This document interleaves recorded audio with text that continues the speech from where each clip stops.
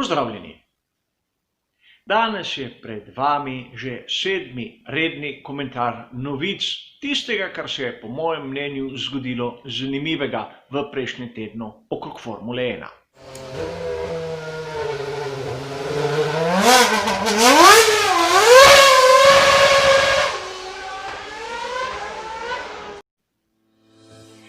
Kot običajno tudi tokrat gre za moj oseben izbor tistih novic, katere so se mi zdele zanimive, ter seveda za moj oseben komentar.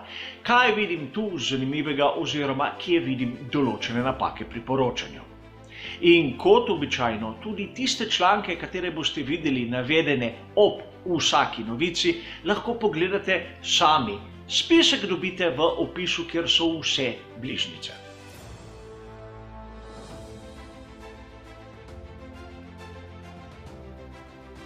A začnimo s tisto glavno novico. 2. junija smo videli, da je FIA objavila tisti uraden koledar. In seveda delni uraden koledar, kajti gre za 8 dirk v Evropi na 6 lokacijah, to se pravi dvojna dirka v Avstriji, dvojna dirka v Veliki Britaniji, tako kot se je govorilo že več mesecev, čeprav se je zgodba malce obračala, in seveda dodati moramo še Madžarsko, Španijo, Belgijo in Italijo. Od 5. julija do 6. septembra in razumeti moramo nekaj. Z izvedenimi 8 dirkami je svetovno prvenstvo veljavno. Kljub temu, da ste mogoče brali, da bi morale biti dirke na 3 kontinentih. Ne, koledar mora zajemati dirke na 3 kontinentih. Na to, če jih zaradi višje sile ne morejo izvesti, pač drugič.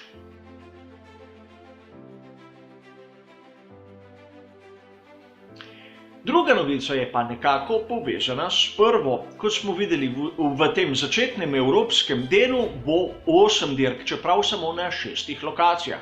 Tako v Avstriji kot v Veliki Britaniji bomo imeli v razmaku 7 dni 2 dirki na istem prizorišču.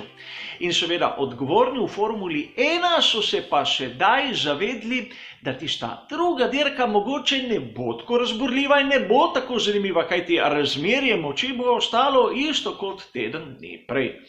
Zato so predlagali možnost spremembe načina kvalifikacij za tisto drugo dirko, vsaj tako poročajo viri.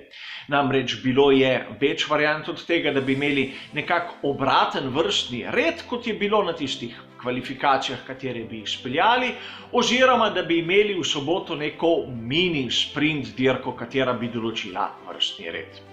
Pri Mercedesu so se vsemi 4 uprli vsakršni spremembi in tu in tam prav. Če je organizator se izmislil to varianto, da bo imel 2 dirki na istem prizorišču, zakaj menjati način kvalifikacij? Tako prva kot druga dirka bo dala enako število točk za svetovno prvenstvo Formule 1. Za razliko od tistega, kar vidimo na primer v Formuli 2, kjer imamo dolgo in krajšo dirko. A seveda Chris Horner je povedal, da to je enkratna priložnost, da bi preizkušali kak nov format kvalifikacij v Formuli 1. Rekel je nekaj takega, ali zdaj, ali nikoli, in tu se popolnoma strinjam z njim. Čeprav je on bolj za tisto varianto zdaj in sem jaz bolj za tisto varianto nikoli. A vseeno, to, da v Evropi hočejo imeti na vsak način 8 dirk in tako si zagarantirati svetovno prvenstvo kot regularno, ima tudi svoje slabe posledice. In eno smo videli prav zdaj, tista druga dirka pač ne bo tako zanimiva. A to so morali vzeti v račun.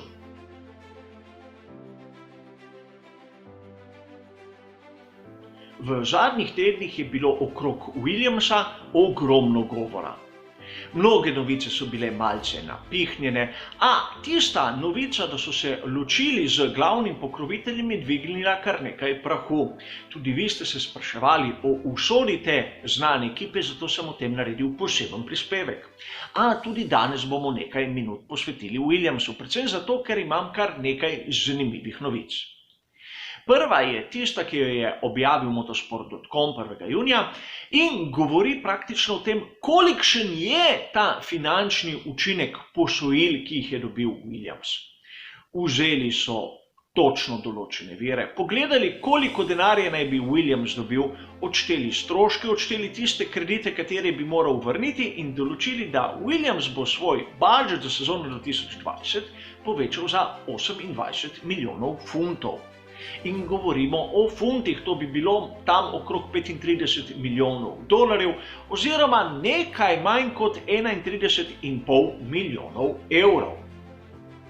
In seveda vsi smo slišali tiste govorice, da so pri Williamsu celo pripravljeni prodati nek delež v ekipi. In takoj so se pojavile govorice in špekulacije. In tu ponavljam govorice in špekulacije. Gospod Storey iz Rich Energy Company je bil prvi v vrsti, kateri je bil pripravljen povedati, da on je zdraven. A njega poznamo iz zgodbe o ekipi Haas in če se dobro spomnite, bil je tudi pripravljen kupiti takrat propadajočo Force Indio. In zato te govorice bi jaz jebal kot take, kot govorice. Saj v mojih očeh tako Storey kot Rich Energy nima nobenega ugleda. A isti dan na istem viru Essential Sport smo lahko prebrali tudi izjavo Claire Williams, katera je bila izjemno spodbudna. Povedala je, da ekipa Williams je za sezono 2020 praktično spravila pod streho proračun. Imajo denar, da bodo preživeli in dirkali v celotni sezoni 2020. Bodisi zaradi zmanjšanja števila dirk oziroma finančne injekcije, o kateri smo govorili v začetnih stavkih te novice.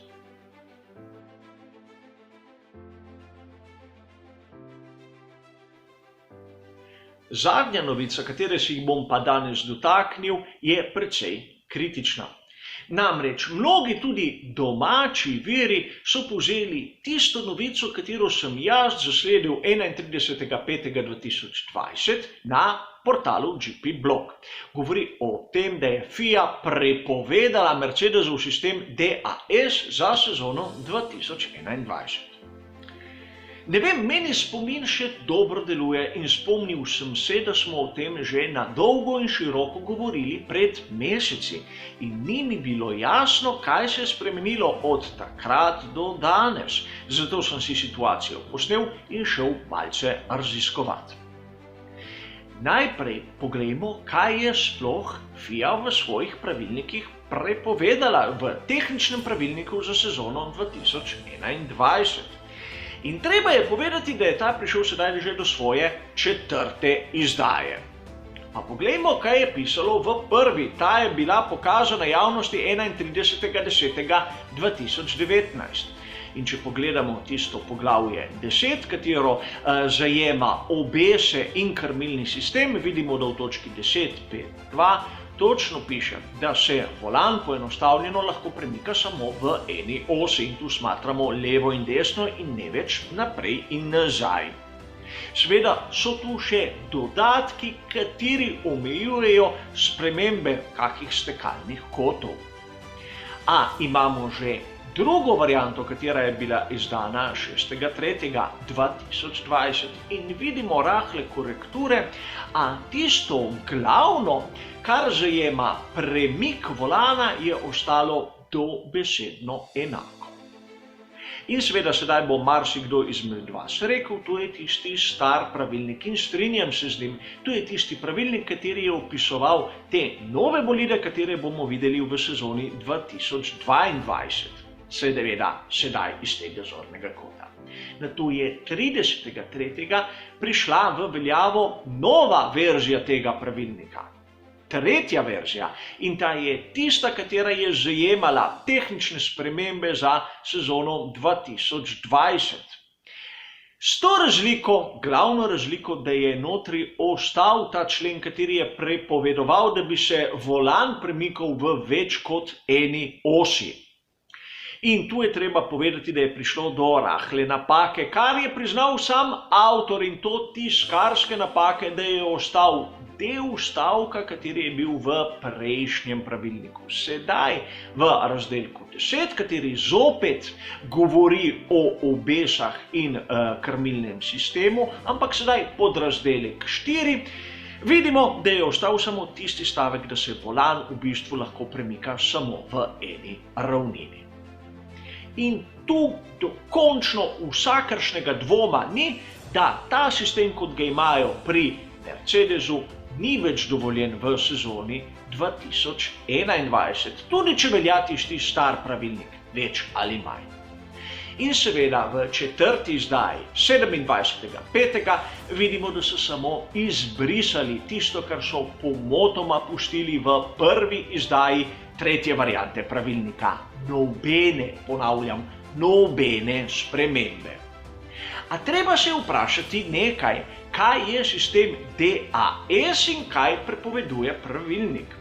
Pravilnik dobesedno prepoveduje premik volana v več kot eni osi, to se pravi levo-desno, ko sem povedal dovoljeno, naprej-nazaj prepovedano.